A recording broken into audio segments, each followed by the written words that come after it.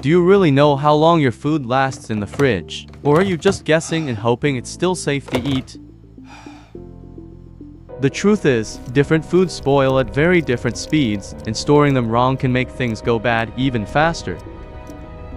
Let's start with cooked leftovers. Most meals stay safe in the fridge for about 3 to 4 days. Raw meat and poultry usually last just 1 to 2 days before they should be cooked or frozen.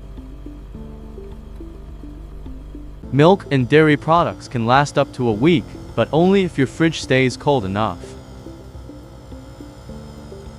Fruits and vegetables can last anywhere from a few days to a couple of weeks, depending on how they're stored.